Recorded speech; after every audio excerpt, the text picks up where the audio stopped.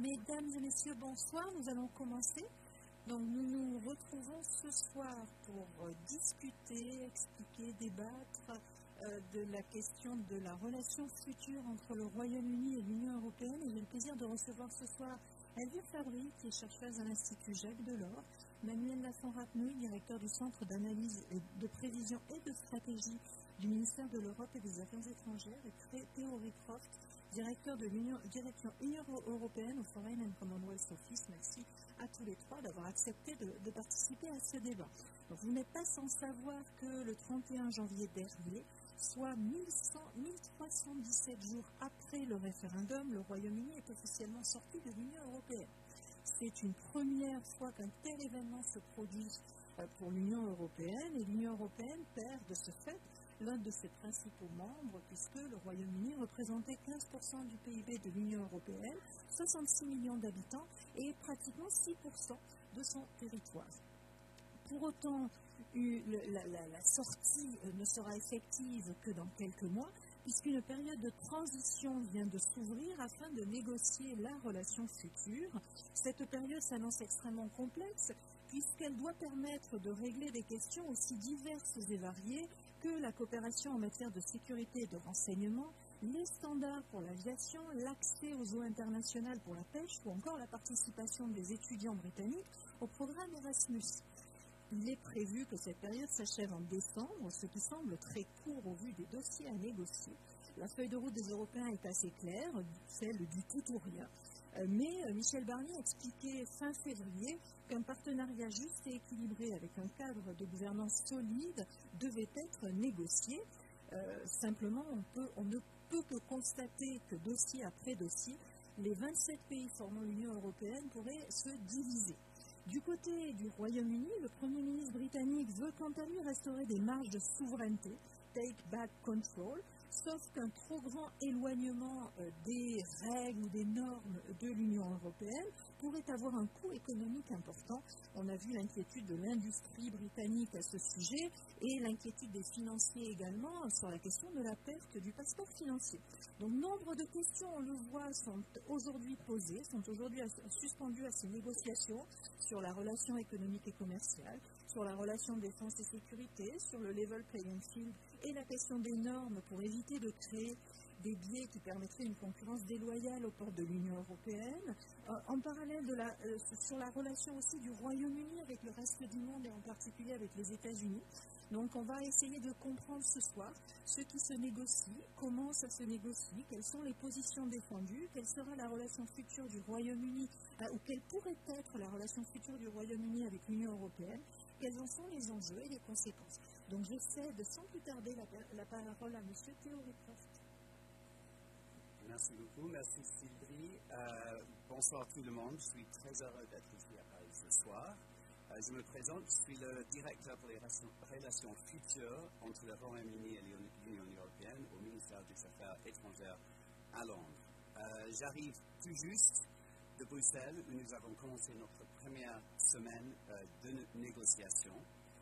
Première bonne nouvelle, j'ai survécu à l'équipe de Michel Barnier.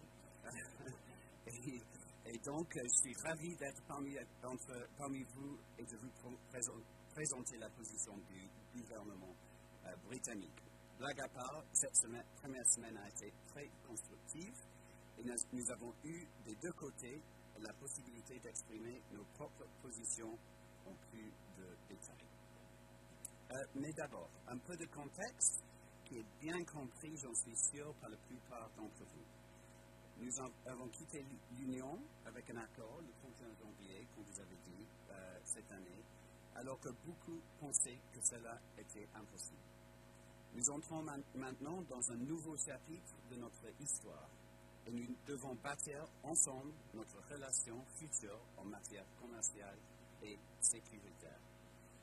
Mais avant de vous parler de notre approche des négociations, je voulais souligner l'engagement du Royaume-Uni dans les relations bilatérales avec la France. Nos relations sont extrêmement étroites et elles le seront encore beaucoup plus à l'avenir. Cette année, nous célébrons les 10 ans des accords de Lancaster House. et nous préparons le sommet bilatéral qui aura lieu en novembre, avec beaucoup d'ambition. Le Royaume-Uni continuera à contribuer à la sécurité européenne, que ce soit au niveau bilatéral ou par le biais de l'OTAN et du Conseil de sécurité des Nations Unies. Et nous sommes évidemment unis avec la France sur de nombreux dossiers de politique étrangère où nous partageons la même vision. Syrie, Iran, Sahel, Estonie. Et nos valeurs sont toujours des valeurs européennes. Et nous allons continuer à lutter à côté de nos amis français ainsi que les autres États membres de l'Union pour les buts que nous avons en commun et contre les défis qui nous confrontent tous. Les liens humains sont au cœur de notre relation. Ce point a été renforcé par la lettre du président Macron aux Britanniques le 31 janvier. Il souhaite construire avec le Premier ministre Boris Johnson de nouveaux projets ambitieux, comme lorsque le tunnel sur la Manche a enfin relié physiquement nos deux pays.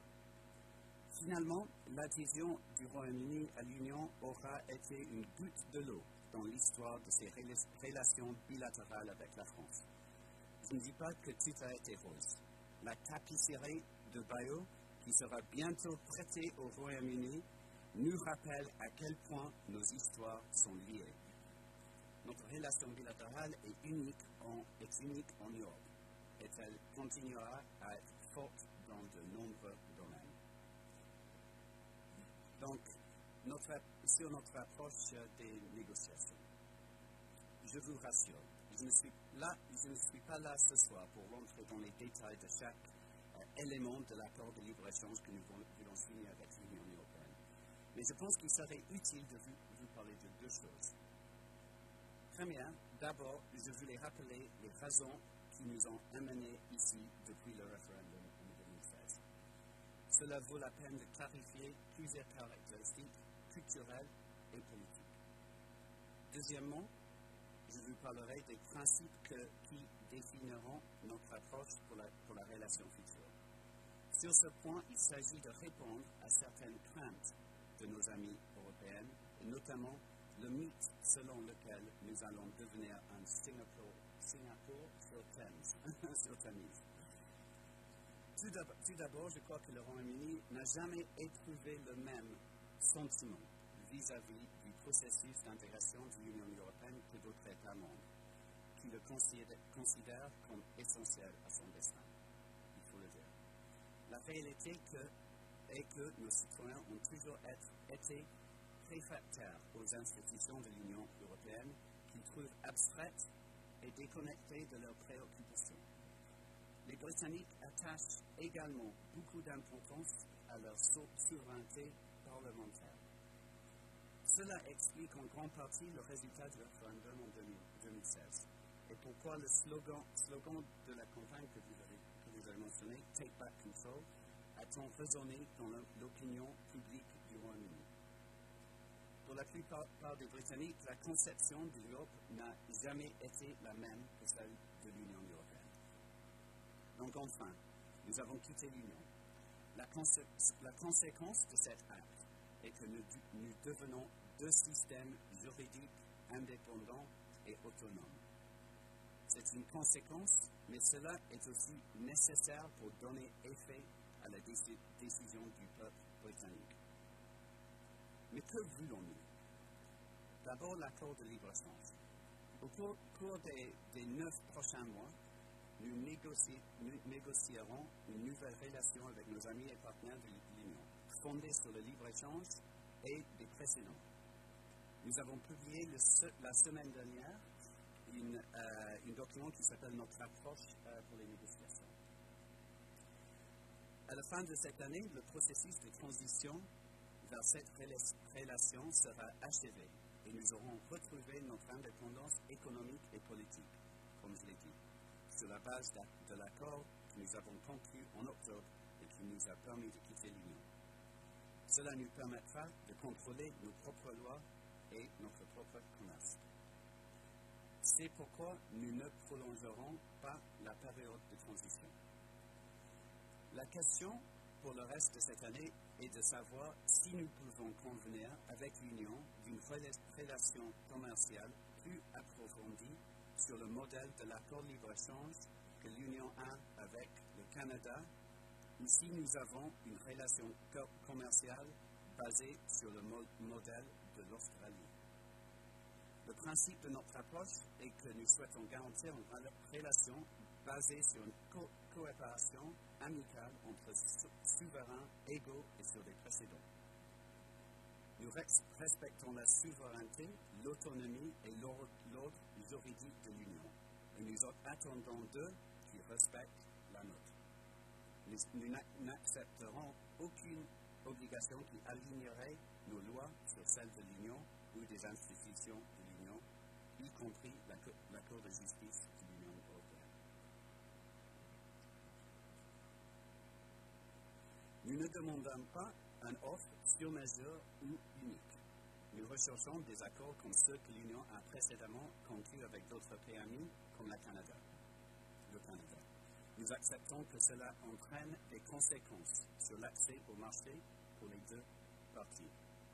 Mais quoi qu'il arrive, nous quitterons le marché unique et l'union douanière. Les entreprises devront se préparer à cette nouvelle réalité fin 2020 et beaucoup l'ont déjà fait. Je voudrais maintenant revenir sur un point particulier. L'idée selon laquelle le Royaume-Uni se lancerait dans une course vers le nivellement par le bas et recourrait au dumping fiscal, social, environnemental.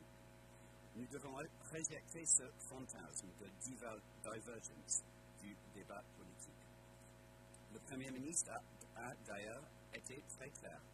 Nous n'allons pas devenir une économie de bas niveau et nous n'allons pas déréglementer pour le plaisir de déréglementer. Le Royaume-Uni est fier de son bilan en matière d'amélioration de l'environnement, de droits des travailleurs et de protection sociale. Permettez-moi de citer quelques exemples. Le Royaume-Uni a été parmi l'un des premiers pays au monde à légiférer pour un objectif net zero emissions d'ici 2050.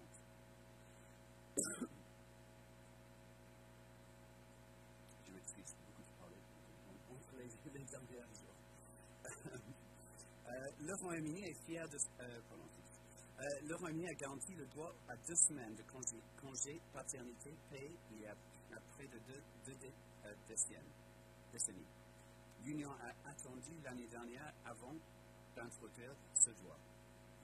En matière de subventions, la France dépense 2 fois plus pour l'aide d'État que le Royaume-Uni et l'Allemagne 3 fois plus. L'Union n'a appliqué les règles en matière d'aide d'État contre le Royaume-Uni que 4 fois au cours des 21 dernières années, contre 29 actions coercitives contre la France, 55 contre l'Italie et 67 contre l'Allemagne. Le Royaume-Uni maintiendra les normes les plus élevées dans ces domaines, mieux à bien des égards que celles de l'Union. Et ces normes seront décidées à Westminster. Nous voulons aussi d'autres accords internationaux séparés, encore quand l'Union a conclu avec les autres pays tiers. En plus de conclure un accord de libre-échange complet, nous aurons besoin d'un accord totalement distinct sur la pêche. Nous sommes conscients et nous comprenons les sensibilités de la communauté des pêcheurs des deux côtés de la Manche à ce sujet. Nous espérons également conclure un accord sur l'application des lois et la coopération judiciaire en matière pénale, afin de pouvoir travailler avec l'Union pour protéger leurs citoyens et les nôtres contre nos menaces communes. Tout cela devra être complété par une série d'autres accords internationaux couvrant également les transports et l'énergie. En matière de politique étrangère, nous pensons que nous n'avons pas besoin que chaque domaine de notre coopération soit incorporé dans un traité négocié ou un arrangement similaire. De nombreux domaines, par exemple la politique étrangère ou la politique d'immigration, doivent être déterminés par le gouvernement britannique dans le cadre d'un dialogue amical plus large et d'une coopération entre l'OMI et l'Union. Il ne nécessite pas une relation institutionnalisée. Nous pourrons continuer à coopérer comme nous le faisons aujourd'hui en dehors du cadre des institutions de l'Union, par exemple sur le format étroit. Le Royaume-Uni est et continuera d'être un pays européen actif et engagé sur la scène internationale. Donc, pour conclure, je termine en vous disant que nous abordons ces négociations de manière confiante. Je ne dis pas ça, je ne dis pas que cela sera toujours facile. Dans toute négociation, il y a des challenges. Mais nous sommes convaincus qu'elles déboucheront sur des résultats qui fonctionneront à la fois pour la Royaume-Uni et nos amis européens. Merci beaucoup de nous avoir précisé et synthétisé la feuille de route qui avait été effectivement publiée par le gouvernement britannique il y a 2 semaines déjà, et vous nous avez éclairé sur un certain nombre de points et un certain nombre de lignes directrices de votre position. J'ai entendu par contre que vous confirmiez qu'il n'y aurait pas de prolongement de la période de transition et que la période de transition s'achèverait au 31 décembre. Donc je laisse à présent la parole à Manuel Lafont-Rapnouil pour l'Europe. Alors évidemment, je ne parle pas pour l'Europe. Je ne parle même pas pour le ministère des Affaires étrangères. Pour ceux qui ne connaissent pas le CAPS, le Centre d'analyse de prévision et de stratégie dont je suis le directeur, on est, pour faire un résumé tout à fait incomplet, le think tank interne du ministère. Et donc notre rôle, c'est de contribuer à la réflexion du ministère, ce qui veut dire que ce qu'on dit, par définition, ne peut pas engager le ministère. L'idée, au contraire, est qu'on lui propose des choses. Ceux qui avaient accès, je vais parler donc en mon nom propre. Et j'ai 3 points. Le premier point, c'est sur la vision. C'est mon côté un peu scolaire. On me demande de traiter le futur de la relation, donc je commence par là. Sylvie Nathalie a rappelé cette histoire de partenariat juste et équilibré, qui est une formule qui résonne de façon tout à fait diplomatique. Il y a une autre formule qui résonne de façon tout à fait diplomatique que les autorités françaises utilisent, qui est partenariat étroit et ambitieux. Il ne s'agit pas juste d'être équilibré, il s'agit de penser qu'on veut faire beaucoup de choses ensemble. Mais comme vous avez tous ri, vous avez bien vu qu'une fois qu'on a dit ça, on n'a quand même pas dit grand-chose.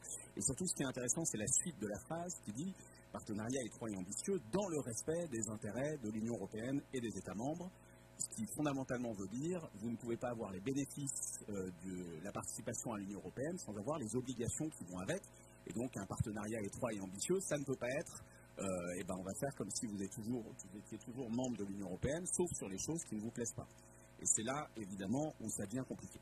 Ça devient compliqué parce que, par ailleurs, il y a beaucoup de sujets sur lesquels on peut avoir envie de nouer ce partenariat étroit et ambitieux. Évidemment, d'abord, pour commencer, il y a tous les sujets économiques. Sylvie Nathalie a rappelé la liste, donc je ne vais pas le faire moi-même. À vrai dire, j'ai déjà entendu cette histoire de le modèle canadien ou le modèle australien. Je suis sûr que si on se retrouvait dans la même situation, on ne supporterait pas en tant que Français de dire qu'on va se mettre dans un modèle canadien ou un modèle australien. On dirait qu'il faut un modèle français.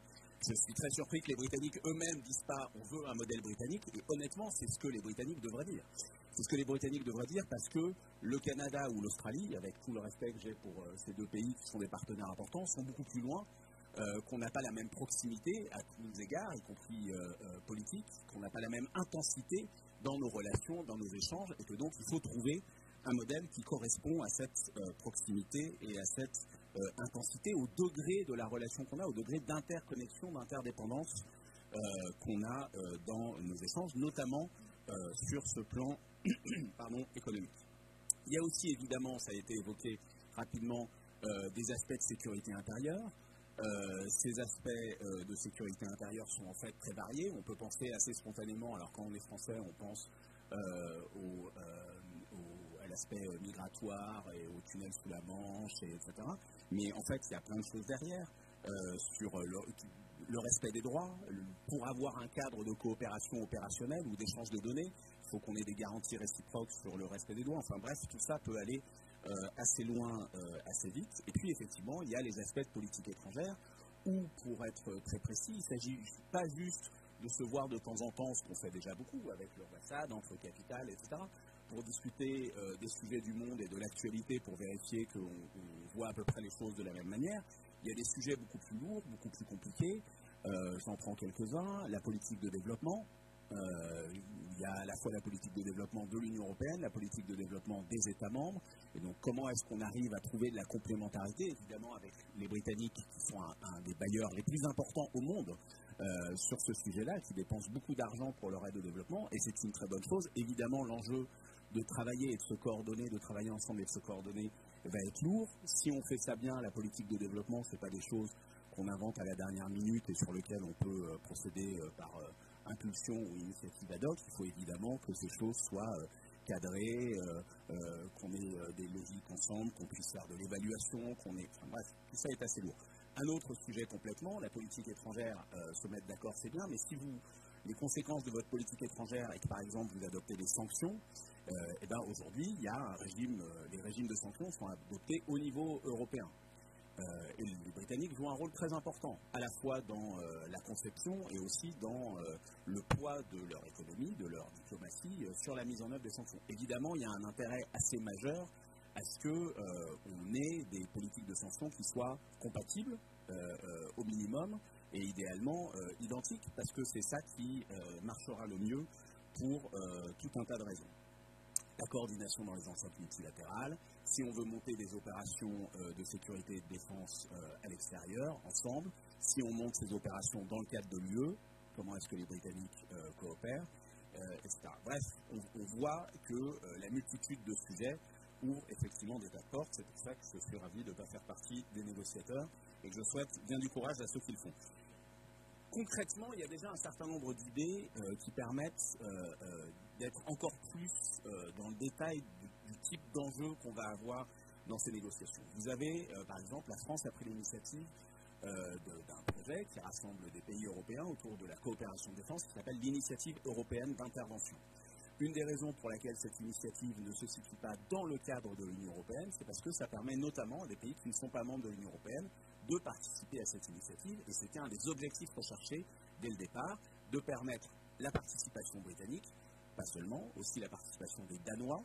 Vous allez me dire, les Danois, mais ils sont dans l'Union européenne, oui, mais ils ne participent pas à la coopération en matière de défense européenne, bien qu'étant dans l'Union européenne, et donc ils peuvent faire de la coopération de défense avec d'autres pays européens hors du cadre de l'Union européenne. Ça n'est pas complètement simple, mais il se trouve que c'est le cas, et c'est extrêmement utile de pouvoir coopérer ainsi. La façon dont nous on envisage les choses, c'est que cette initiative européenne d'intervention qui permet à des armées de travailler, de se préparer ensemble, la façon simple de le dire, c'est de travailler ensemble à une culture stratégique partagée, et donc de pouvoir faire davantage de choses ensemble. Notre idée, c'est qu'évidemment, ça doit ensuite pouvoir se brancher, déboucher sur des actions qui ne seront pas exclusivement, forcément, nécessairement dans le cadre de l'Union européenne, mais qui évidemment doivent pouvoir l'être et doivent pouvoir aider l'Europe de la défense à continuer à avancer, ce qui a été le cas depuis 2016 et même en fait à peu près le même moment que le référendum sur le Brexit à Londres. Il y a un lien entre les deux. Il y a l'idée de Conseil de sécurité européen, où là aussi, qui est une idée qui a été évoquée à la fois par le président de la République et par la chancelière d'Allemagne, Angela Merkel. Et là aussi, il y a une discussion sur ce Conseil de sécurité. Une des missions, un des rôles, une des fonctions qu'il pourrait jouer, c'est de permettre de continuer à avoir des discussions stratégiques sur ce qu'on veut faire ensemble, notamment face à certaines crises, avec les Britanniques, sans remettre en cause le fait que les institutions européennes, elles, ne vont pas donner de pouvoir de décision aux Britanniques, et donc d'avoir un instrument comme ça de coordination, évidemment,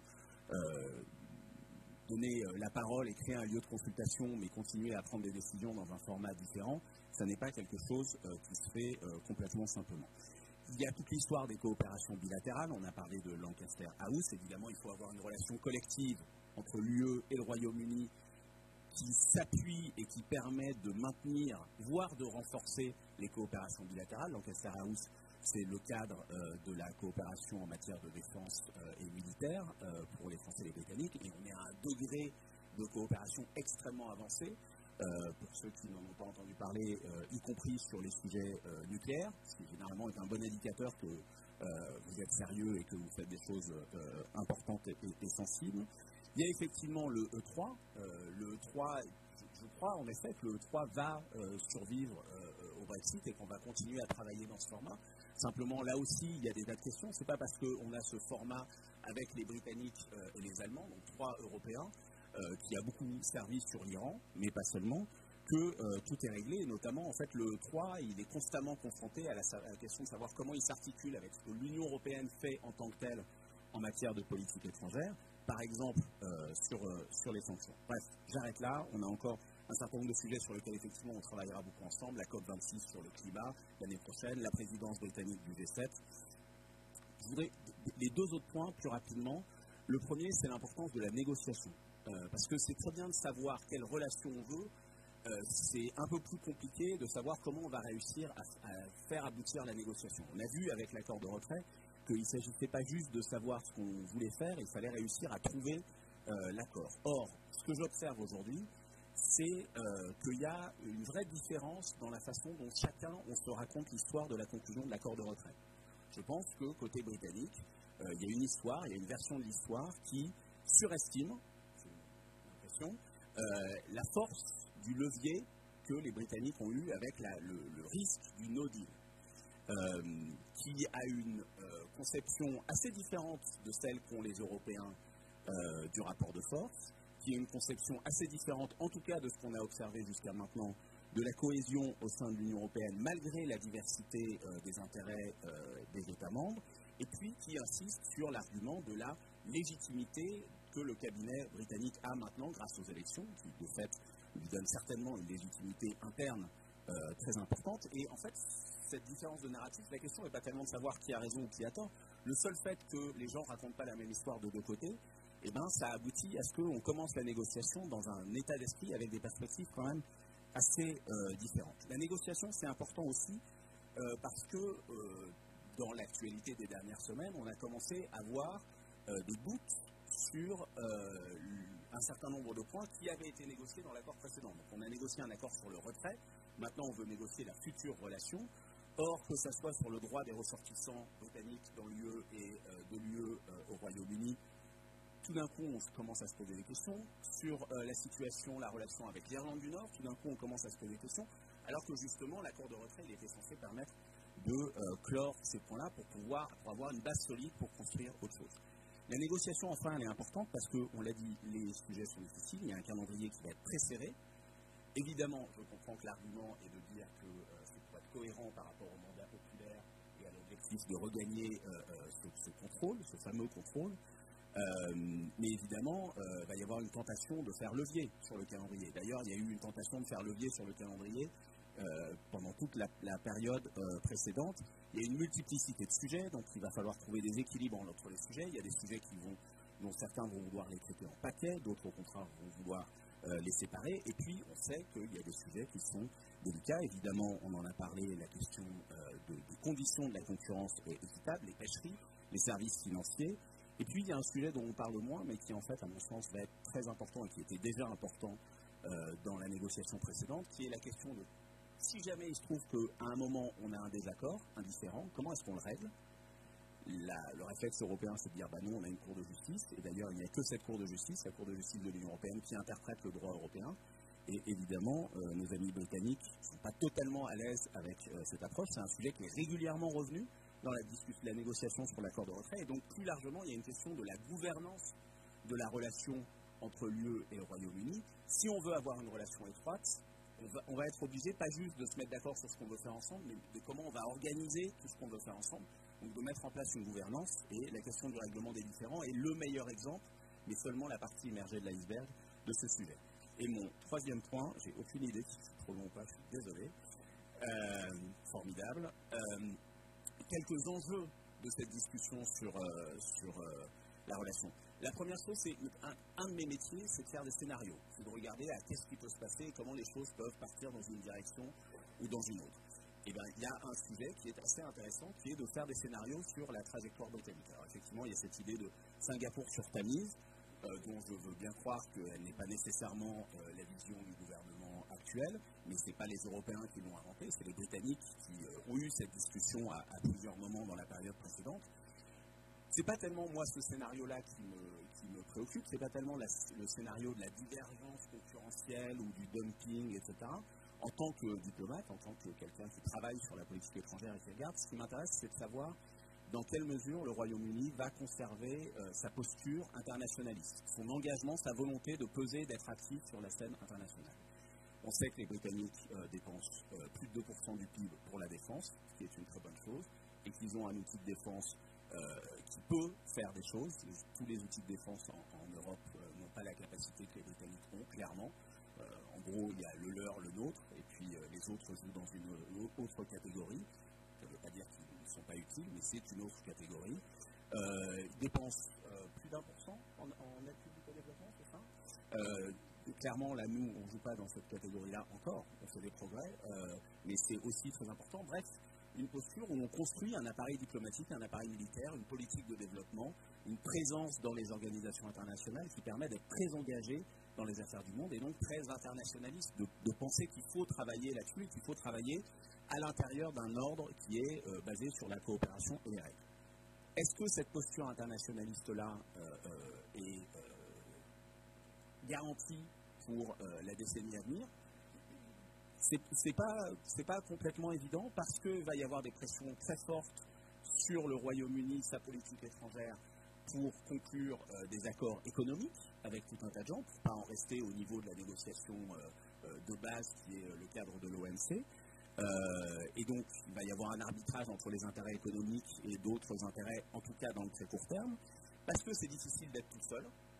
Je suis désolé de vous le dire, mais je pense que vous en rendez déjà compte. C'est très difficile d'être tout seul dans les négociations internationales. Et donc là aussi, il y a des pressions. On résiste déjà difficilement à tout collectivement, mais seul, c'est encore plus dur. Et puis parce qu'il y a une dynamique politique, effectivement, cette histoire de take back control. Est-ce qu'elle va se satisfaire de là où elle est arrivée ou est-ce que ça va continuer et qu'on va avoir des choses qui existent par ailleurs dans le monde occidental en général? Donc il n'y a pas de raison que tout d'un coup, par miracle, ça s'arrête au Royaume-Uni sur mais est-ce que vraiment il faut continuer à justement dépenser de l'argent pour l'aide au développement, garder nos frontières ouvertes, faire du libre-échange, aller s'intéresser à la stabilité dans l'océan Indien ou aux droits de l'homme dans le Golfe? Voilà, toutes ces questions sont là. Parce qu'il n'y a pas que des enjeux pour les Britanniques, il y a quelques enjeux pour nous aussi. Évidemment, nous, il faut qu'on invente une façon d'avoir des relations entre l'Union européenne et les tiers qui est différente. Le Brexit est une pierre de plus à l'argument qu'il n'y a pas juste les États qui sont dans l'Union européenne et les États qui ont vocation à adhérer à l'Union européenne. Et nous, Français, on dit ça depuis longtemps, ça n'a pas été le cas de tous les Européens, mais maintenant c'est clair. Il y a des pays qui ont vocation à rentrer dans l'Union européenne, et puis il y a des pays avec qui on a vocation à avoir des relations étroites, denses, de plus en plus si possible, et qui pour autant ne rentreront pas dans l'Union européenne. Et donc comment est-ce qu'on construit des relations avec ces pays-là? J'étais très intéressé par ce que vous avez dit sur il faut qu'on puisse dialoguer, mais on ne veut pas institutionnaliser la coopération, parce que je pense qu'effectivement il y a quelque chose dans cette négociation qui rejoint un thème plus large, qui est est-ce qu'on considère qu'il faut juste... Aujourd'hui, on est dans un monde qui dit, en gros, on se fait confiance. Ça suffit. On ne va pas passer des traités, se mettre des règles, tout ça, c'est de la contrainte, etc. Puis on ne va pas mettre en place de mécanismes de vérification. Et puis, les mécanismes de sanctions, franchement, entre nous, c'est pas la peine. Il y a une espèce de volonté des États de ne pas se lier les mains et d'argumenter qu'on ne se lie pas les mains parce qu'on se fait confiance. On n'a pas besoin de se lier les mains.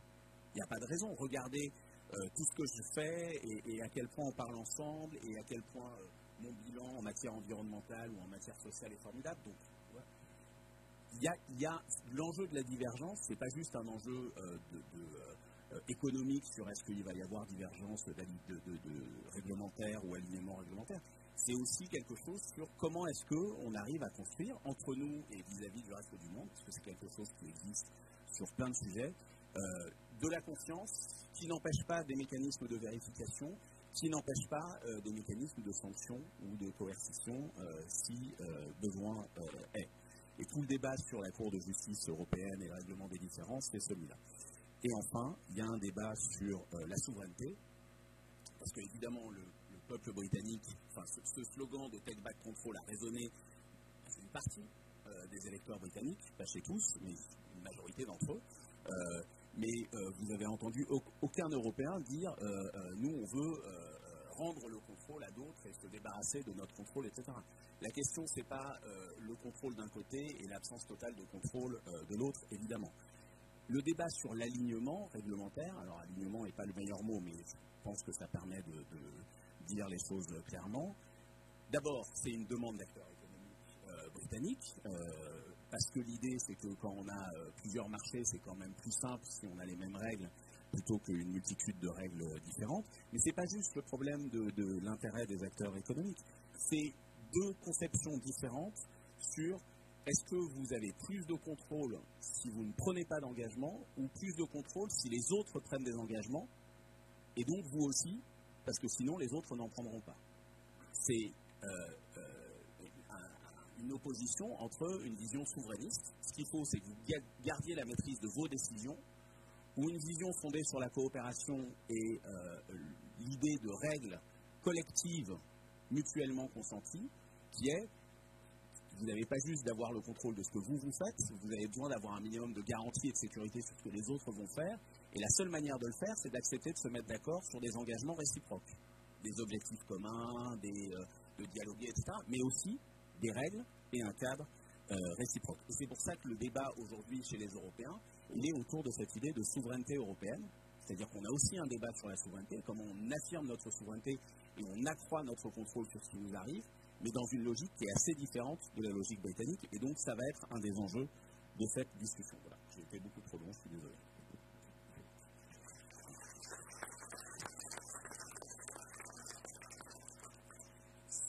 Certes un peu long, mais les questions sont nombreuses et le sujet est extrêmement vaste et passionnant, effectivement. Et vous avez rappelé qu'au-delà de la simple relation entre le Royaume-Uni et l'Union européenne, il y a aussi la question des relations bilatérales ou multilatérales au sein de l'Union européenne, leur compatibilité avec les règles et les objectifs de l'Union européenne. Et puis, vous avez rappelé cette question de la souveraineté qui se pose partout aujourd'hui et particulièrement de manière particulièrement nette en Europe et au Royaume-Uni. Et qui, si l'intérêt et la vision de cette souveraineté est relativement partagée entre les Britanniques et les Européens, il est évident que dans une négociation, elle risque de créer un certain nombre de différends. Elvire, je vous laisse la parole. Alors, bonsoir à tous. Beaucoup de choses ont déjà été dites, donc je vais revenir sur un certain nombre peut-être d'éléments, on risque de répéter, mais on va appuyer sur certains éléments, un peu sur justement les dynamiques, les paramètres qui interviennent dans cette négociation. On l'aura compris, le plus dur est à venir. On a mis 3 ans et demi à négocier de la sortie. Il n'y a qu'un certain nombre de questions essentielles qui ont été négociées dans l'accord de retrait. Et le menu maintenant de ce que l'on a à négocier est colossal. Ça avait été identifié au départ, il y a 3 ans et demi, comme étant une masse de 750 accords. Et on se focalise beaucoup sur la question commerciale parce que c'est le muscle de cette négociation, c'est le paramètre essentiel qui va donner le là. Et justement, en termes précisément de convergence, divergence, alignement ou pas.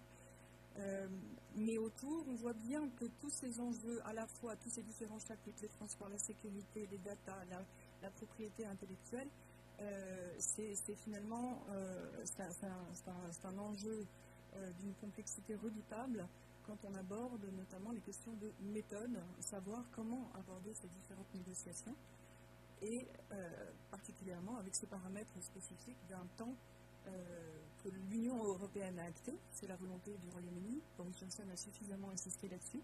Il n'y aura pas d'extension de la période de négociation au-delà de 2020. Maintenant, il y a un paramètre supplémentaire. Si on lit le mandat le mandat de négociation présenté par le Royaume-Uni, qui est la volonté du gouvernement britannique de faire un point fin juin et de décider si, oui ou non, en fonction de l'état d'avancement des négociations, on bascule vers les mesures d'urgence pour préparer une sorte de, non plus la sortie, vous savez, il faut perdre l'habitude de parler de la sortie, mais un no deal ou si on continue à négocier. Ça veut dire, si on regarde bien, si on fait bien des comptes, qu'il nous reste 4 mois pour mettre quelque chose de relativement substantiel sur la table, pour que le gouvernement britannique décide de la direction qu'il prendrait dans ces négociations. Comment est-ce qu'on peut sérieusement aborder, qu'est-ce qu'on peut sérieusement faire dans cette période restreinte, quelles sont les dynamiques qui peuvent peser le plus, et quelle est la marge de négociation, et en effet les scénarios qui peuvent se dégager. Quels sont les éléments qu'on peut avoir en tête en abordant ce défi. Le Brexit aura un coût économique. La question, c'est de savoir si c'est un peu, beaucoup, énormément. Énormément, c'est le no deal. Beaucoup, c'est en effet la façon dont cette question de la divergence va être engagée par le gouvernement britannique.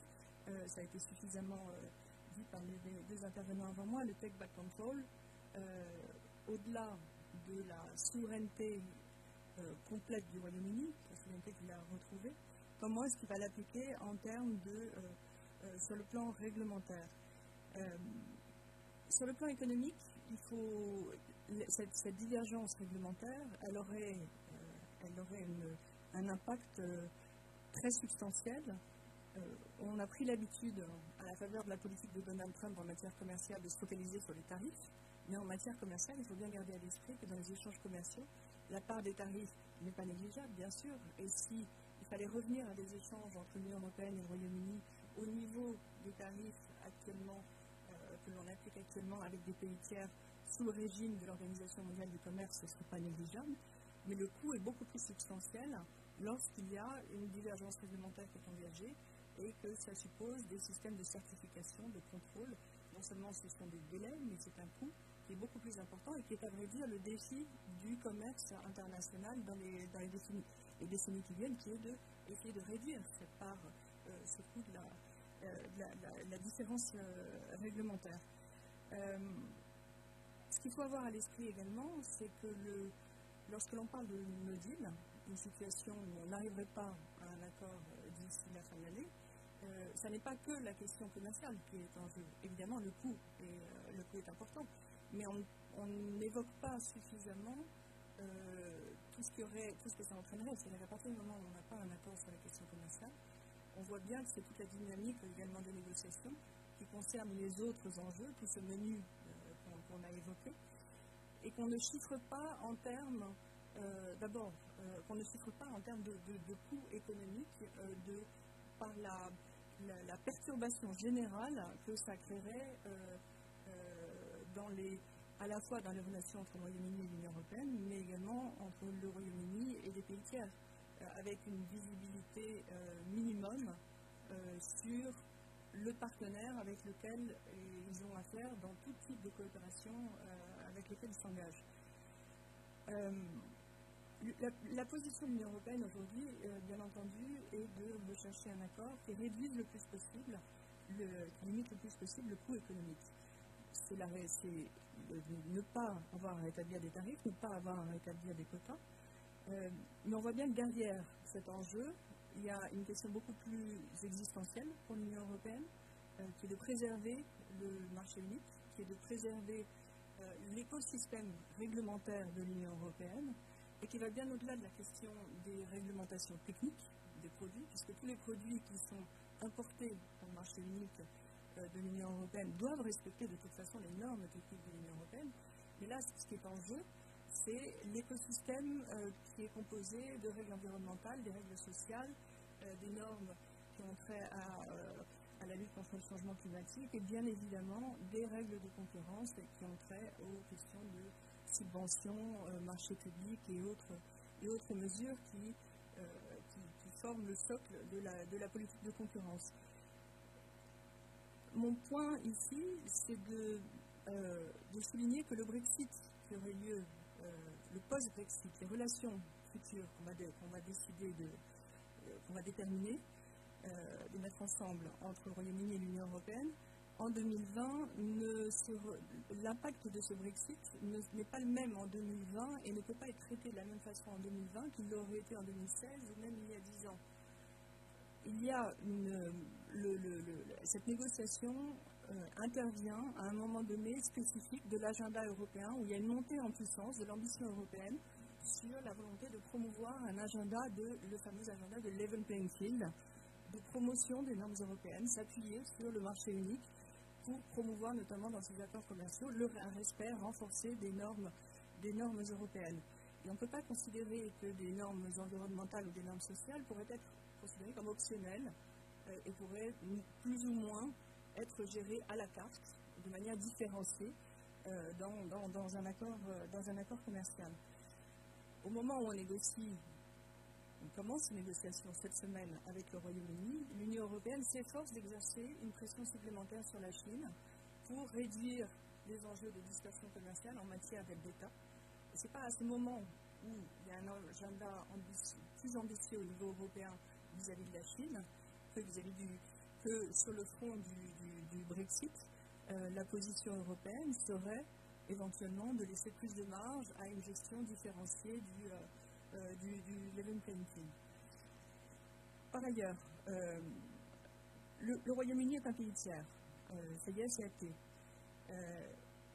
C'est un pays tiers, mais c'est un pays tiers qui n'est pas comme les autres. Et c'est un pays tiers c'est une position de pays tiers spécifique de par les relations très intimes, le muscle que l'on a créé jusqu'à aujourd'hui au sein du bloc européen. Mais là où le Royaume-Uni demande des concessions spécifiques de par cette intégration, cet alignement, cette position d'alignement dans laquelle on est encore aujourd'hui, la réponse des Européens est une réponse de conditionnalité spécifique. Manuel Laforest l'a évoqué, il y a cet enjeu d'intégration économique. De par l'intégration économique et culturelle, au sens de coopération profonde dans différents secteurs auxquels on est parvenu, aujourd'hui il y a un enjeu spécifique d'impact que pourrait avoir toute forme de divergence réglementaire. La proximité géographique, elle a une implication très concrète en matière de politique commerciale. Ça n'est pas anecdotique, ça n'est pas quand on parle de l'Australie, quand on parle du Canada. Pourquoi est-ce que le facteur géographique est considéré aujourd'hui dans le cadre de ces négociations? C'est notamment parce qu'il concerne la question de la négociation en matière de services. On ne traite pas de la même façon les enjeux de politique commerciale pour les biens, les échanges de biens, et en matière de services. La proximité géographique reste un facteur fondamental pour pénétrer un marché économique, parce qu'il y a des déplacements de personnes, mais aussi parce qu'il y a des enjeux réglementaires spécifiques. Et le fait que 80% de l'économie britannique soit fondée aujourd'hui sur son économie des services et que cette économie soit très intégrée au marché européen des services est un paramètre spécifique dont il faut tenir dans le cadre de ces négociations. S'il y a une réflexion spécifique à avoir vis-à-vis d'un partenaire, d'un pays tiers spécifique comme le Royaume-Uni, c'est bien également que lorsque l'on regarde les types de partenariats que l'Union européenne a développés tout au long de ces dernières décennies, et on pense évidemment à la Norvège, on pense à la Turquie, on a tous en tête le modèle suisse, le modèle ukrainien,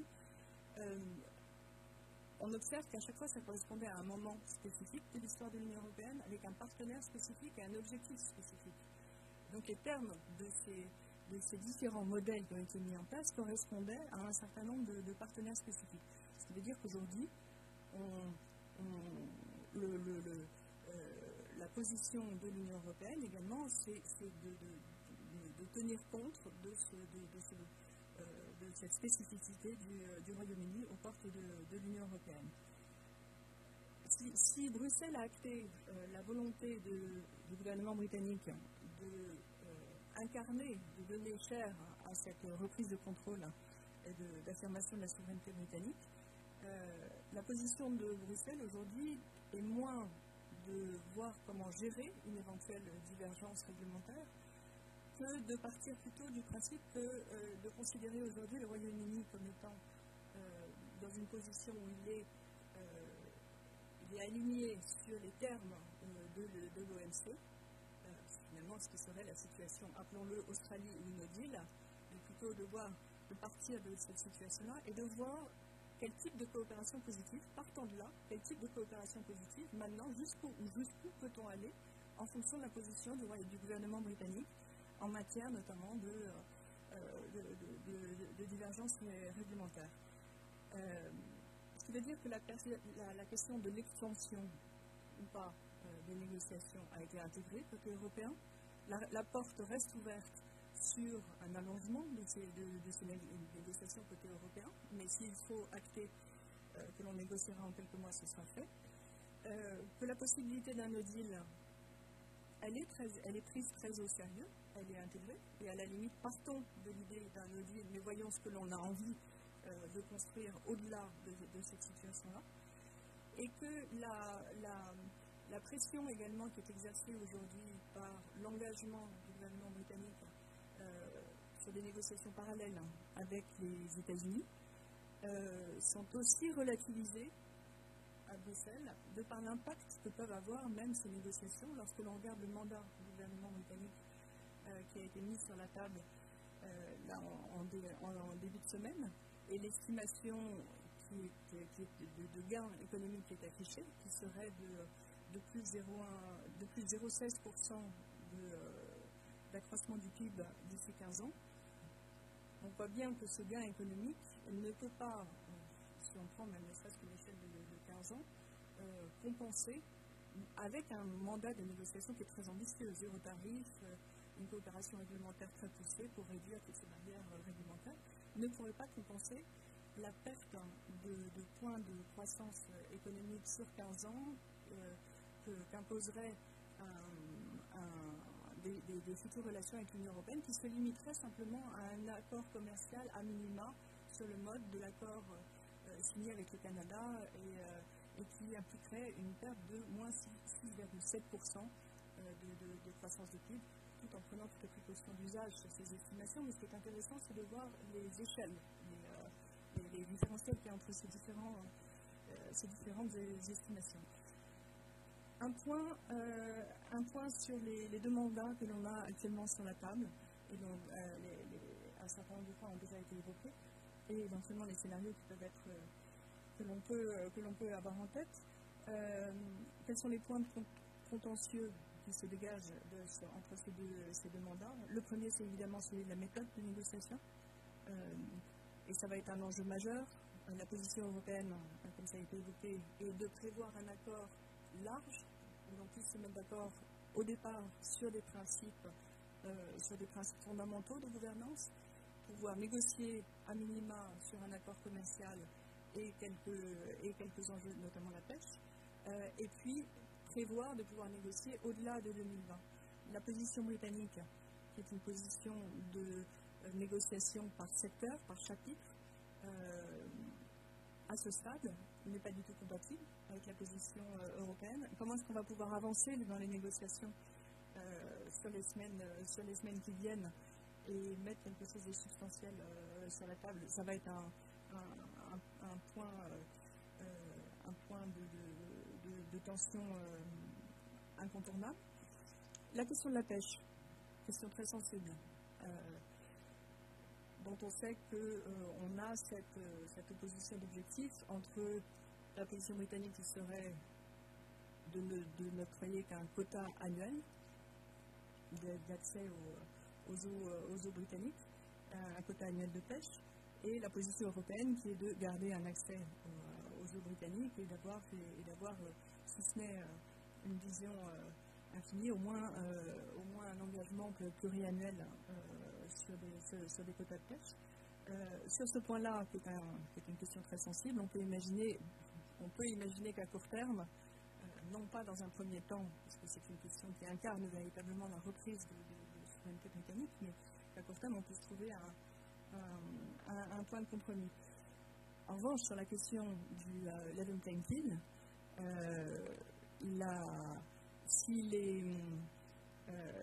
si sur les questions environnementales, sur les questions sociales, l'enjeu est moins tendu, sur la question des aides d'État et en matière de politique de concurrence, il va y avoir ça va être un sujet de contentieux particulier et sur lequel nos négociateurs auront fort à faire. Lorsque l'on pense à la question du rôle de la Cour européenne de justice, qu'il faudrait considérer à partir du moment où, pour faire respecter le level playing field, il faudrait mettre, la partie européenne estime, les Européens estiment qu'il faudrait mettre en place des mécanismes de contrôle, comme l'évoquait Emmanuel, des mécanismes de contrôle, le mécanisme que l'on propose à Bruxelles de mettre en place comme étant un mécanisme de contrôle indépendant, mais qui, lorsqu'il faut faire appel à une interprétation du droit communautaire, à ce moment-là, ferait intervenir la Cour de justice. Sur une telle question, dans l'accord de retrait, le Royaume-Uni a déjà accepté que le mécanisme de règlement des disputes de l'accord de retrait permette de faire appel à la Cour européenne de justice lorsqu'il y a un enjeu d'interprétation du droit européen. Donc on peut se dire que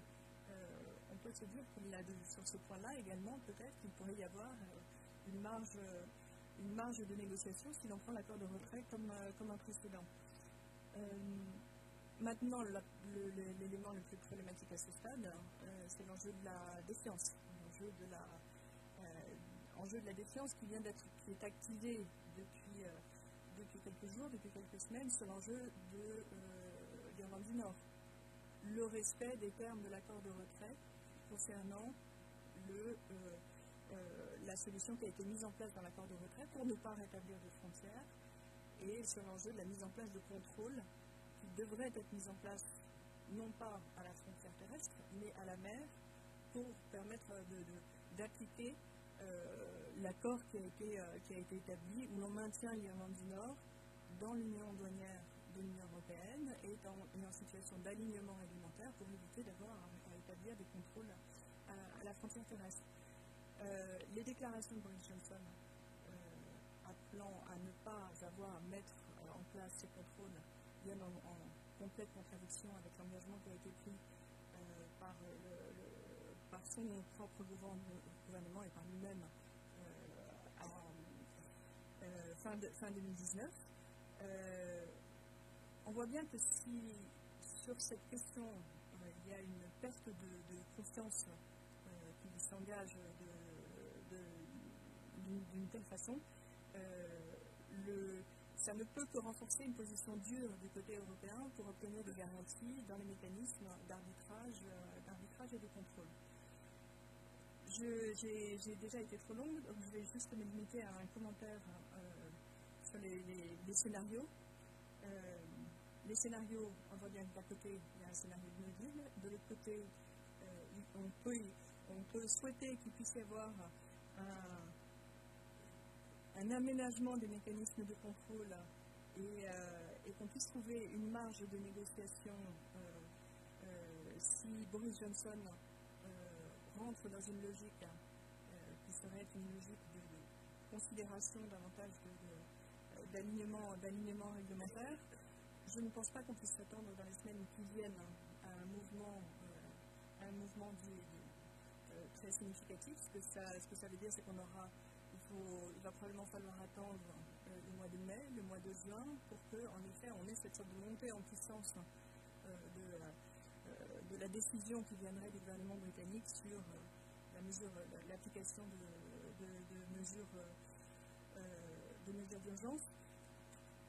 Maintenant, toute la question, peut-être une question qui nous regarde moins, mais qui est une question essentielle, qui est la façon dont Boris Johnson va gérer son capital politique. Est-ce qu'il va estimer qu'il a une majorité confortable jusqu'à l'horizon 2024 et qu'il va pouvoir gérer le coût économique d'un Brexit qui pourrait être un Brexit dur sur cette période de temps, d'autant plus qu'à l'heure actuelle, dans l'accord de retrait, il a obtenu qu'il n'y ait pas de supervision des négociations par la Chambre des communes et qu'il a une opinion publique lassée et peut-être moindre surveillance dans la conduite de ces négociations. Ou est-ce qu'il va chercher à conforter le soutien qu'il a obtenu du vote venant du parti travailliste, notamment dans la région des Midlands et dans le Nord, et qui pourrait le pousser vers une logique d'alignement, notamment à partir des enjeux environnementaux, sociaux, mais dans une logique d'alignement plus forte sur l'Union européenne. Ça aurait un impact non négligeable dans les semaines qui viennent. Merci beaucoup, Elvire.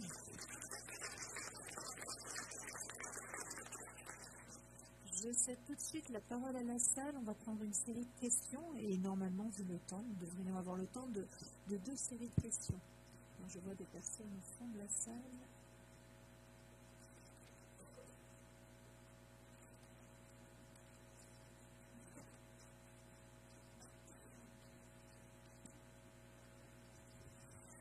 Merci. Paul Arnaud, juriste. Vous avez évoqué tous la question du parallèle entre le Royaume-Uni, la situation du Brexit et l'Australie. Monsieur Lafont, Madame Fabry, ont fait ces parallèles.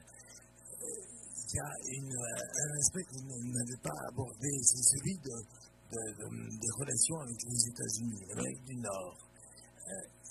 Il me semble, à vue de Sirius, que, sans connaître extrêmement les situations concernées, il me semble que le Royaume-Uni, est-ce qu'on s'en préoccupe de cela au niveau des rapports futurs avec l'Union européenne du Royaume-Uni? Est-ce qu'on se préoccupe de conserver une distance égale vis-à-vis de l'Europe et vis-à-vis de l'Amérique du Nord, compte tenu les statuts futurs du Royaume-Uni? Merci. Est-ce qu'il y a une autre question de ce côté, mademoiselle?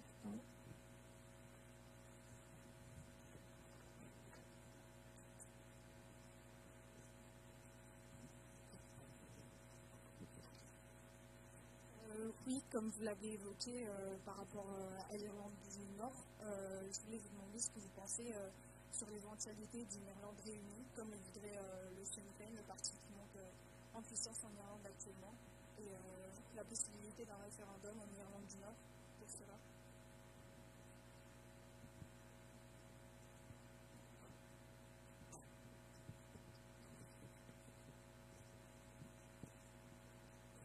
Merci bien, Alain Mifflet. Je m'interroge sur la situation politique intérieure au Royaume-Uni. Madame Fabry a terminé un petit peu sur ce sujet et effectivement, on se souvient que Theresa May avait déjà essayé de se passer de l'accord du Parlement pour mener les négociations sur l'Union européenne. Est-ce que, puisqu'il y a ces dispositions dans l'accord de sortie, est-ce que raisonnablement on peut penser que Boris Johnson puisse faire la même chose et effectivement implémenter un accord sans l'approbation, la confirmation par Westminster?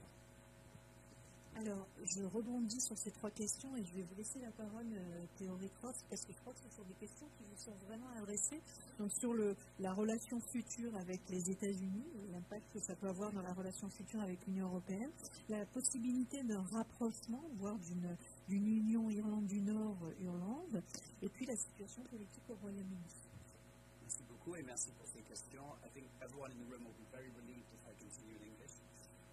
So if you permit me to answer those questions. On the question about the United States, I mean, absolutely we are plan to negotiate a free trade agreement with the United States in parallel with the free trade agreement we're negotiating with the European Union. And I think it's fair to say it is an objective of this government to negotiate a stable, long-lasting and ambitious free trade agreement with the United States at the same time as doing it with the European Union. So I don't think there's any question of trying to compare the distances between the two states. Part of leaving the European Union is a program of negotiating new free trade agreements with other countries around the world, as well as negotiating one with the EU. I'd just like to use the occasion of answering that question to come back on something Manuel said about Australia, and why we're not talking about a British deal. And there is a very good reason for that, why we're talking about Canada, we're talking about Australia, and that's because, and it goes to some of the points I think I heard this evening, and that's because we have found it very difficult to convince our friends and partners in Europe that we are negotiating as a third country.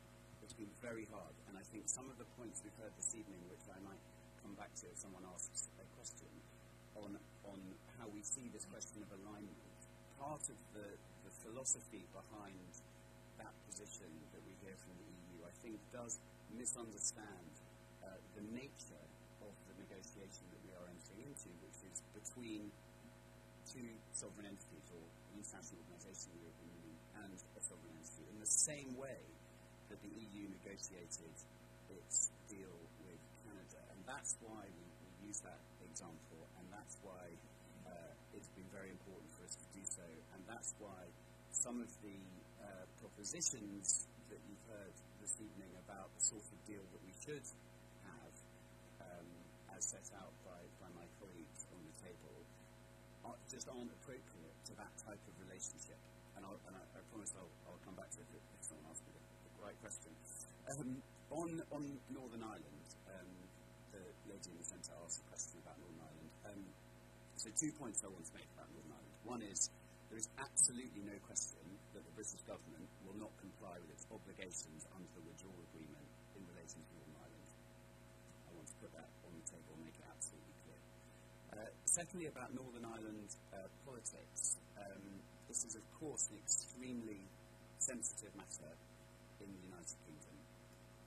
There were many decades of violence in Northern Ireland, which were brought to an end by an extraordinary agreement between an international agreement between Ireland and the United Kingdom, but which fundamentally has the support of both of all communities in Northern Ireland.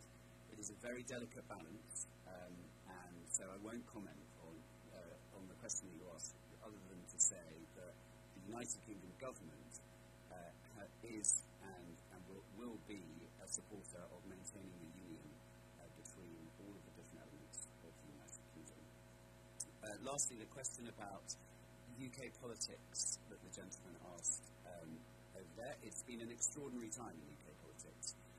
Yeah, I feel very lucky, my colleagues from the embassy here feel very lucky as well, I'm sure, to have worked on an issue which has been at the forefront of public debate and imagination and comment in the United Kingdom over these last few years. It hasn't always been that easy. It's been, as we say, quite bumpy at times, as you've witnessed, especially in Parliament. But something very fundamental changed in December, and that is, as Manuel alluded to, the fact that the current government has a very strong majority, a much stronger majority than any other government has had for a very long time. And that fundamentally changes the way in which the hurdles you face in getting an international agreement approved by Parliament. This government was elected on a very strong mandate to negotiate the type of deal I've been talking about. And so I have no doubt whatsoever that the government, if they successfully negotiate that sort of agreement, will be able to get it through our Parliament very easily. Alors, avant de laisser réagir Manuel Lafont-Rapio, je serais tentée de vous demander si vous pouviez répondre à la dernière question qu'a posée Elvire Fabry.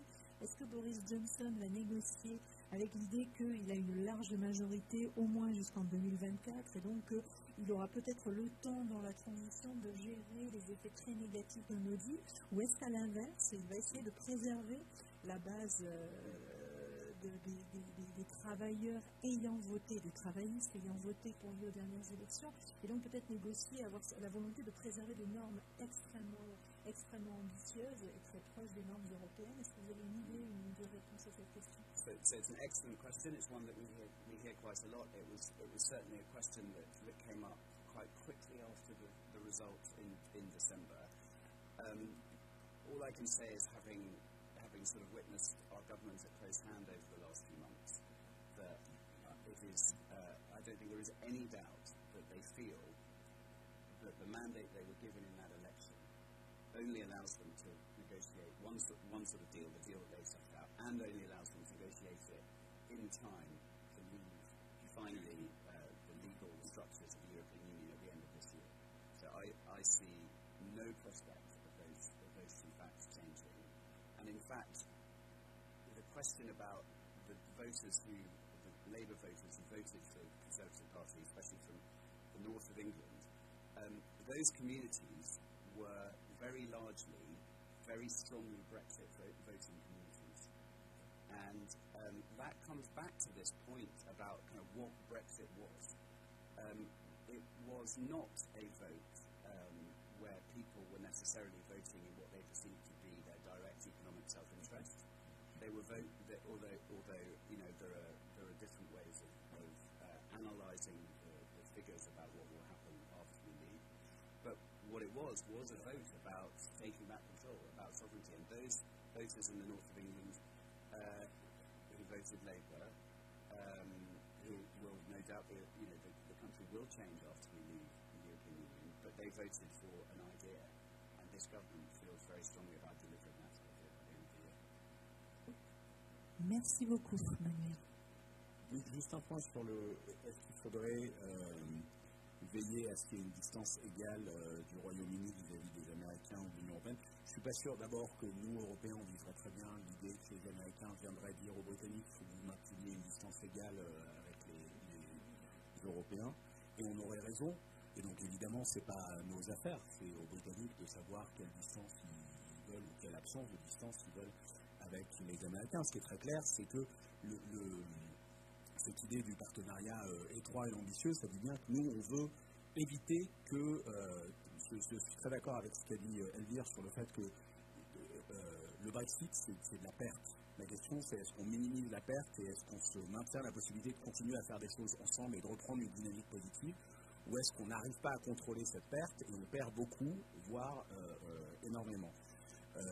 Et donc, la négociation, c'est comment est-ce qu'on minimise cette distance sur le plan politique entre nous. Le 3 dont on a parlé est un très bon exemple. Il y a eu à un moment des questions sur est-ce que le 3, est-ce que la dynamique des 3 Européens, Londres, Berlin, Paris, notamment sur le dossier iranien, où on sait que les Américains mettent beaucoup de pression, beaucoup d'énergie, et c'est une grande priorité de cette administration, l'administration Trump. Est-ce que le 3 va tenir? Pour l'instant, il l'a tenu, et c'est très bien. Et notre objectif, quand je parlais du scénario sur le maintien de la posture internationaliste du Royaume-Uni, j'ai oublié de dire, mais ça va de soi, que l'intérêt des Européens, notre intérêt à nous Français en tout cas, clairement, me semble-t-il, c'est de tout faire pour faciliter le fait que le Royaume-Uni reste dans cette posture internationaliste et qu'on travaille ensemble, et donc qu'on ait le moins de distance possible à la suite du Brexit, et si les négociations devaient être compliquées.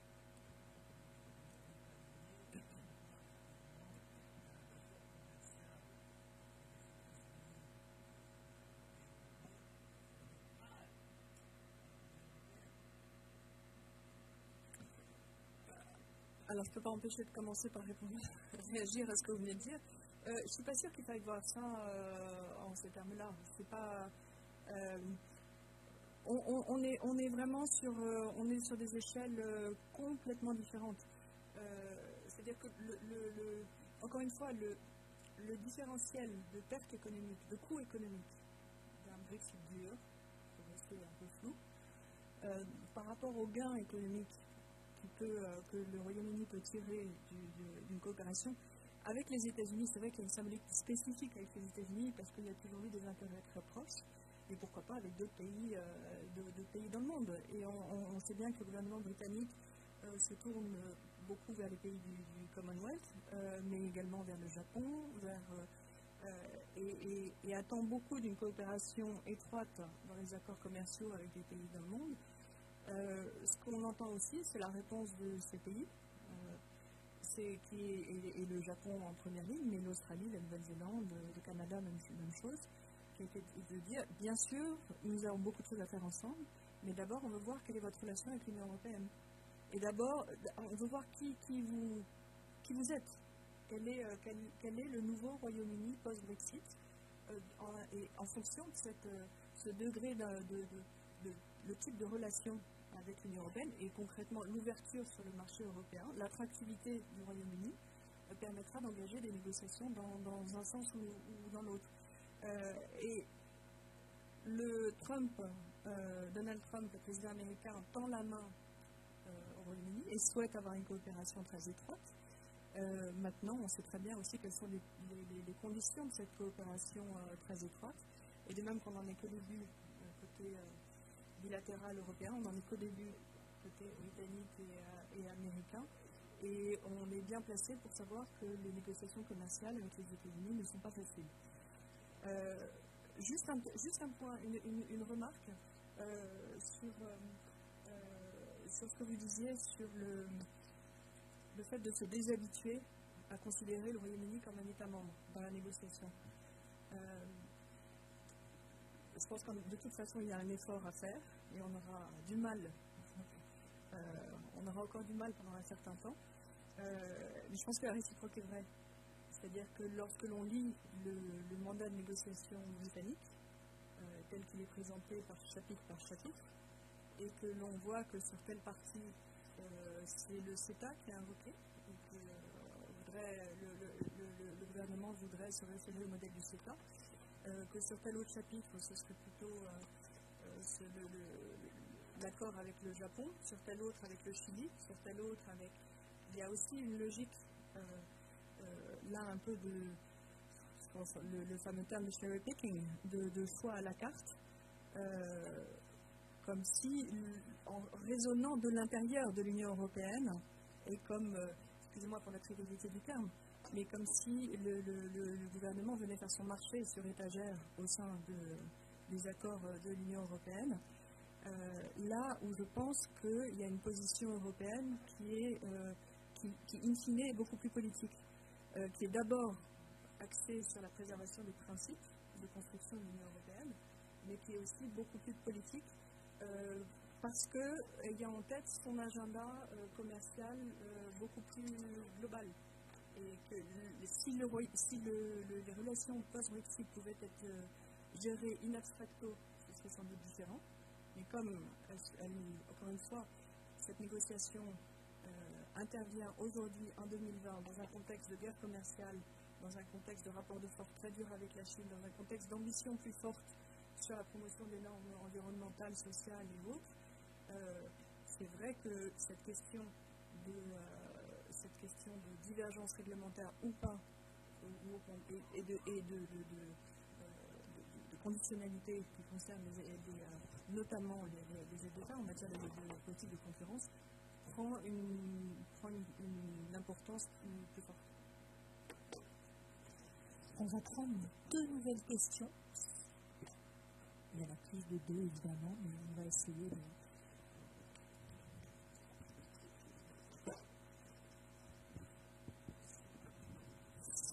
Bonsoir. Tout d'abord, merci pour ce débat. Donc, ma question porte davantage sur la politique de défense que vous avez tous les 3 mentionné, notamment sur la dotation militaire du coup en matière nucléaire de la France et du Royaume-Uni en Europe. Et donc la question porte plus précisément sur le futur de la relation entre les 2 pays dans ce domaine, en parallèle des négociations d'une espèce d'européanisation de la défense avec les demandes qui sont faites à l'encontre de la France de partager ses dotations nucléaires après le départ du Royaume-Uni. Donc, est-ce que ça pourrait, par exemple, impliquer une modification, une révision du traité du Lancaster House qui parle d'une espèce de protection mutuelle dans l'UE? Et si oui, de quelle manière? Merci. Oui. Une autre question, s'il vous plaît. En exagérant peut-être à peine, le Royaume-Uni a toujours été très très proche des États-Unis. Il sent un petit peu la protection des États-Unis. Je voudrais savoir votre niveau, votre pourcentage d'optimisme de réussir un jour à terminer cette négociation. S'il a fallu 3 ans et demi pour réussir à faire la sortie, ma crainte, c'est que quelque part, le Royaume-Uni, ne perdant pas, va essayer toujours de repousser, en schématisant et en essayant d'avoir le beurre et l'argent du beurre. Alors, Pour le coup, je crois que le Premier ministre britannique a été assez clair puisqu'il a expliqué qu'il ne demanderait pas de report et que quoi qu'il arrive, les négociations, la période de transition se terminerait au 31 décembre et on le sent relativement déterminé. Alors je me trompe peut-être, mais on le sent relativement déterminé.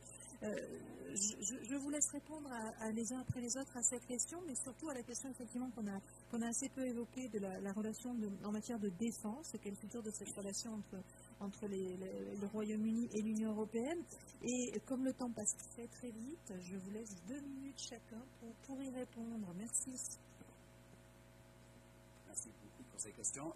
So I just wanted to use the occasion of that question about defence, also coming back on Manuel's the first point. Sorry. Yes, can you hear me now? So I wanted to use that to come back on some of Manuel's first points about all of the different areas in which we will continue to cooperate with the European Union and with member states, most importantly France. And the question of whether that cooperation requires a legal treaty between the UK and the EU. And our answer to that question is no, it doesn't.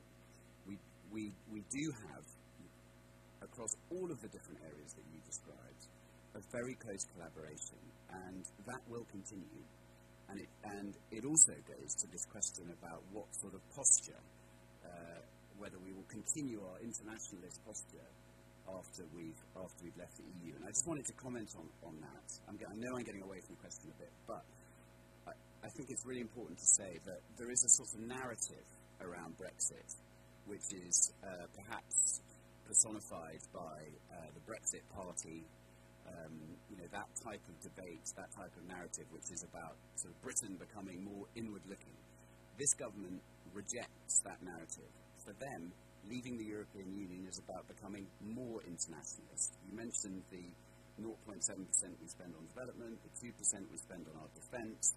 Those two percentages have actually been put into legislation, and those things are absolutely part of what leaving the European Union is about. And our ministers, my Minister, the Foreign Secretary, the Prime Minister, have been absolutely clear and consistent on this from the beginning, that Brexit does not mean any reduction in our internationalist posture.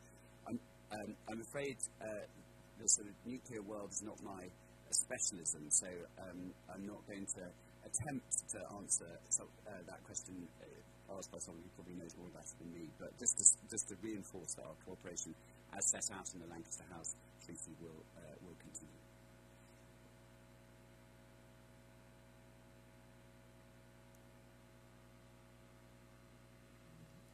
Juste en 2 mots, je pense que sur les questions de défense, je laisserai Emmanuel davantage répondre, mais jusqu'à présent, ça a vraiment été un registre que des deux côtés, si je puis dire, c'est là où il y a le plus de cohérence sur la volonté de sanctuariser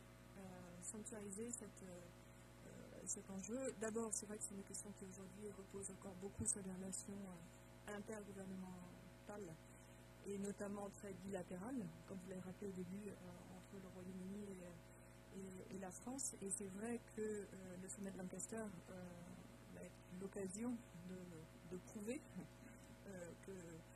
qu'on peut aller plus loin. Maintenant, c'est vrai qu'il faut quand même garder à l'esprit qu'il y a un enjeu de confiance mutuelle, au-delà de tous les intérêts dont on sait que les intérêts également en matière de sécurité intérieure, les intérêts de coopération qu'on peut avoir en matière de défense. Et il y a un enjeu de confiance mutuelle qui peut intervenir un petit peu à un moment donné si, sur le terrain de la négociation économique, on allait vers quelque chose qui était moins coopératif, qui était plus acrimonieux et qui pouvait à ce moment-là, je dirais, avoir un effet un peu d'onde de choc sur d'autres secteurs et pourquoi pas évidemment en matière de défense. Sur la question simplement du délai, je crois qu'en effet, il y a un enjeu qui est d'utiliser le levier du No Deal pour exercer une pression indéniablement de la part du gouvernement britannique, à la fois vis-à-vis des Européens, et là-dessus je suis intervenue, je pense que les Européens l'ont proportionné, prêts à le gérer s'il le faut, mais également en interne vis-à-vis de l'opinion publique britannique. Mais je crois qu'il y a une volonté sincère à ce stade, d'arriver à quelque chose de suffisamment substantiel rapidement. Juste avant de laisser la parole et le mot de la fin à Emmanuel Laforêt, sur la question de défense, effectivement, je crois que les différends et les divergences sont plutôt internes au Royaume-Uni, parce qu'on a vu très très tôt le gouvernement se positionner en faveur du maintien d'une relation de sécurité et de défense extrêmement ambitieuse entre l'Union européenne, les pays de l'Union européenne et le Royaume-Uni, et c'est plutôt le Parlement britannique qui s'est inquiété de l'impact que ça pouvait avoir dans la relation transatlantique et la relation avec les États-Unis. Donc c'est plus une question britannique qu'une question qui divise Européens et Britanniques. Bah oui. C'était ma réponse en moins de mots. Non, très bien. Donc je vais le dire autrement, mais en essayant de ne pas être plus long. C'est absolument vrai que, je l'ai dit tout à l'heure, on a une relance de la défense européenne qui a commencé exactement en fait, au lendemain du référendum. Le lien n'est pas juste qu'avant les Britanniques étaient assez réticents et qu'aujourd'hui ils ne sont plus là pour être réticents. C'est aussi, et c'est important de l'avoir à l'esprit, d'abord qu'il y a une prise de conscience de la part des Européens qu'on est dans un monde un peu différent de celui de la décennie précédente. Et beaucoup de gens disent oulala, c'est vrai que Trump a mis la pression sur les Européens pour que les Européens fassent plus de défense. Si vous regardez l'augmentation des budgets de défense chez la plupart des Européens, ça a plutôt commencé avec ce qui s'est passé en Crimée et donc avec la politique russe sur l'Ukraine que réellement avec l'arrivée de Trump à Washington. Donc il y a une prise de conscience d'une part, et puis il y a une volonté de relancer une ambition européenne dont un des volets au lendemain du référendum était de dire il faut qu'on fasse plus en matière de défense, mais pas seulement sur ce volet-là, et donc de fait, ce qui s'est passé sur la défense a progressé.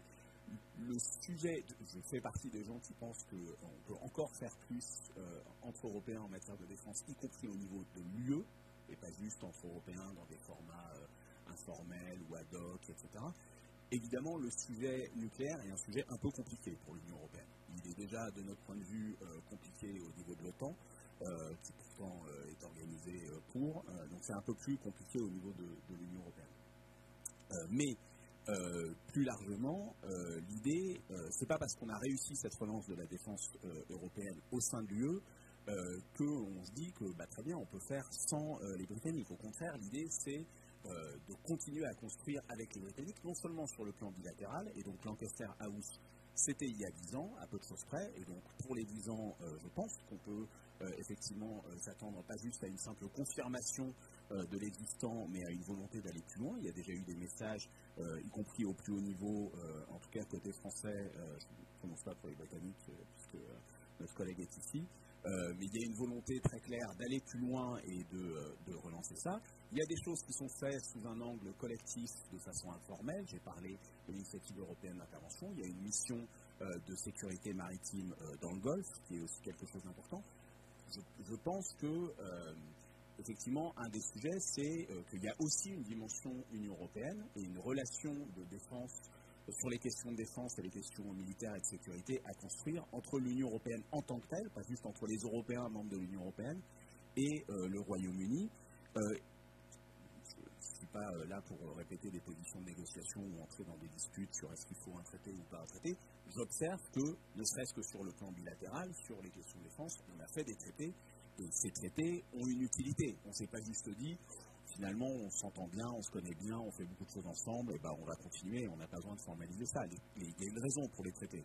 C'est pas justement, c'est pas juste ce truc de on se fait confiance, on se connaît, on formalise pas. Généralement, plus vous vous connaissez, plus vous avez une coopération étroite, plus vous faites des traités, plus vous formalisez les accords. La question de l'européanisation de la dissuasion française, d'abord, en France, la dissuasion, c'est un sujet sur lequel, un peu de choses près, il n'y a que le président qui se prononce. Donc, je ne vais pas dire grand-chose parce que soit je vous répète ce qu'il a dit, soit je le dis autrement, et dans ce cas-là, j'ouvre des portes atroces à toutes sortes de mauvaises interprétations, et donc voilà. Mais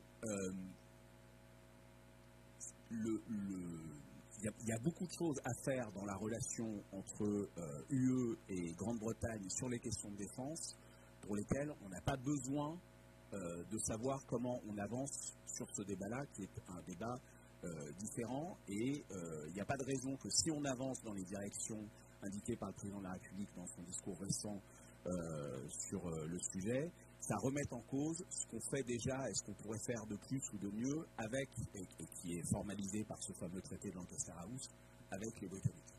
C'est pas exclusif tel que je le vois en tout cas. Merci.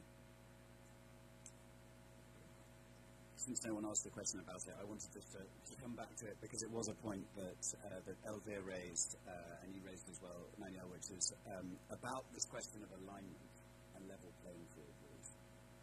And I wanted just to go back to what I was saying at the beginning, which is that it's a consequence of Brexit that there will be two separate autonomous legal systems.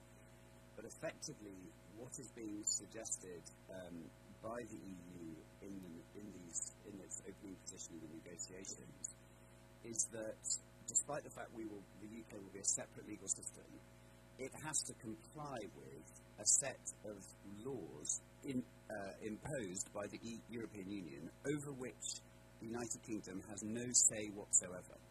Now, I just explain it in that way because when you put it in that way, if we did that, there would be no point leaving the European Union. Leaving the European Union isn't about having less control over your laws, it's about having more control over your laws.